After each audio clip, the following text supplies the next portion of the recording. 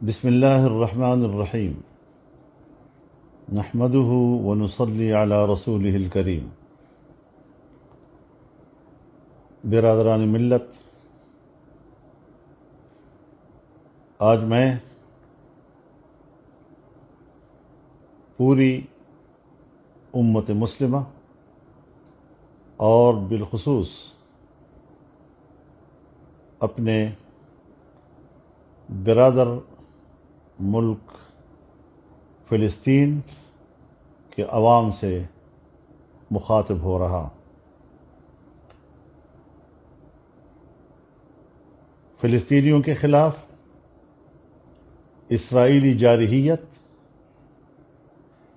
اور وہاں پر ان کی ریاستی دہشت گردی ایک طویل تاریخ ہے،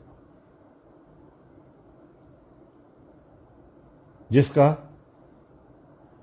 فلسطینی عوام نسل در نسل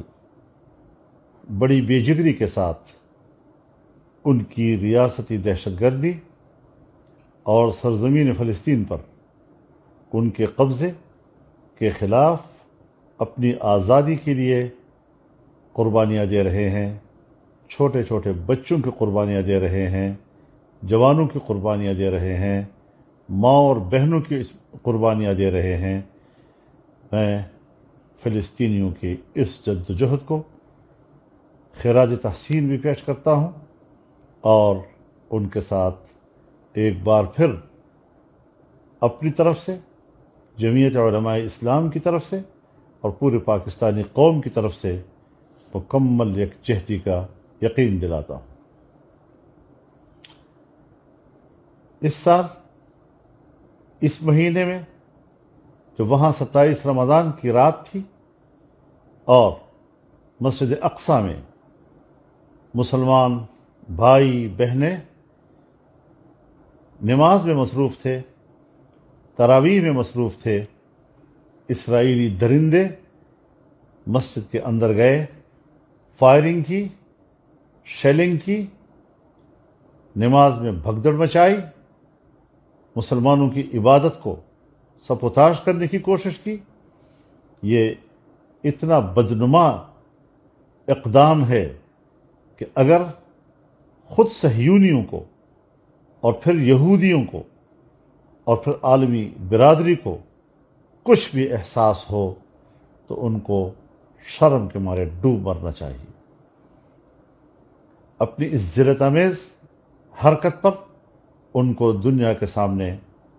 معافی مانگنی چاہیے۔ اس کے باوجود میں سلام پیش کرتا ہوں فلسطینی مسلمانوں کو، اپنے بھائیوں اور بہنوں کو، کہ اس کے باوجود انہوں نے مسجد اقصی سے تعلق نہیں توڑا، مسلسل وہاں جا رہے ہیں، نمازیں ادا کر رہے ہیں، لیکن کئی روز سے مسلسل یہ درندے وہاں مسجد میں داخل ہو کر جس طرح گولیاں چلا رہے ہیں اور جس سے تقریباً 20 سے 30 مسلمان شہید ہو چکے ہیں، سینکڑوں زخمی ہیں، اور اس طریقے سے وہاں پر جو ایک دہشت گردی کی فضا بنائی جا رہی ہے، تو ظاہر ہے کہ عالمی برادری فوری طور پر اس کا نوٹس لے۔ غزہ پر اسرائیلی بمباری اور اس کے لیے یہ جواز تلاش کرنا کہ ہمارے خلاف وہاں سے گولے برسائے گئے ہیں،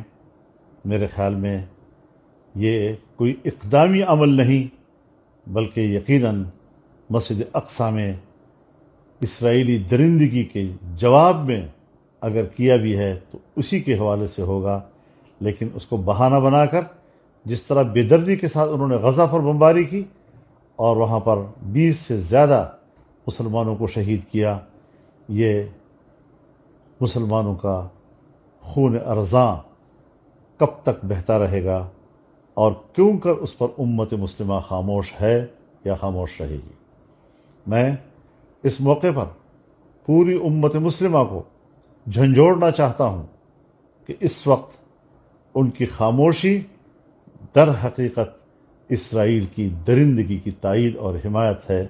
اس سے کم ان کی خاموشی کی کوئی حیثیت نہیں ہے۔ OIC اب تک کیوں خاموش ہے؟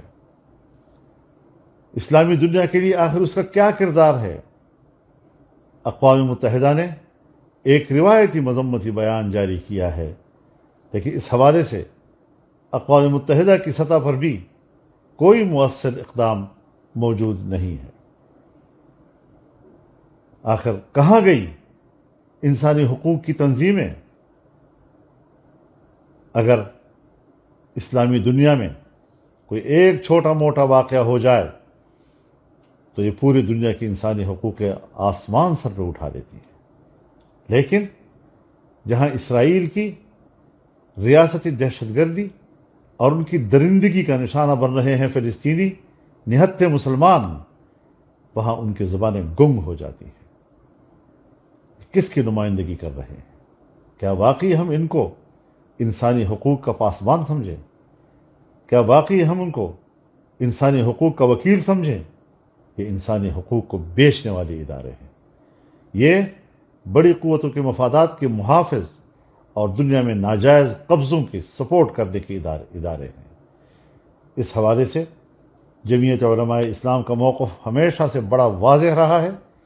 اور دنیا جانتی ہے کہ کراچی میں 1-2 ماہ قبل جمعیت علماء اسلام نے جو ملین مارچ کیا تھا وہ تاریخ کے اوراق پر ثبت ہو چکا ہے، اور اس کے آثار کبھی مٹیں گے نہیں، اور انشاءاللہ یہ سلسلہ جاری رہے گا۔ عید الفطر کے بعد ہم پورے ملک میں اسرائیل کے خلاف مظاہروں کا آغاز کریں گے، اور میں اپیل کرتا ہوں پوری امت مسلمہ سے، اپیل کرتا ہوں پورے پاکستانی قوم سے، علماء سے، خطباء سے، کہ وہ عید کے اور جمعے کے اجتماعات میں اسرائیلی درندگی کی مذمت کریں اور اپنے فلسطینی بھائیوں کے ساتھ بھرپور یکجہتی کا اظہار کریں، اور اس کو اپنا دینی ملی فریضہ سمجھیں۔ انشاءاللہ العزیز فلسطینیوں کو یقین دلاتا ہوں کہ ہم ان کے شانہ بشانہ رہیں گے، ہم ان کے دوش بدوش اس ظلم کے خلاف اپنی آواز بلند کرتے رہیں گے، اور امت مسلمہ سے بھی اپیل کرتا ہوں کہ پورے دنیا میں جہاں بھی مسلمان ہیں، عید کے اجتماعات ہیں یا جمعے کے اجتماعات ہیں، اپنی بھرپور احتجاج کو ریکارڈ کروائیں۔ وہاں کے خطباء اور ائمہ سے اپیل ہے کہ وہ اس پر بھرپور طریقے سے احتجاج کریں، اس کی مذمت کریں، اور فلسطینی بھائیوں کے ساتھ اپنی یکجہتی کا اظہار کر کے اپنا دینی، ملی اور اسلامی فریضہ کا حق ادا کریں۔ وآخر دعوانا ان الحمد للہ رب العالمین۔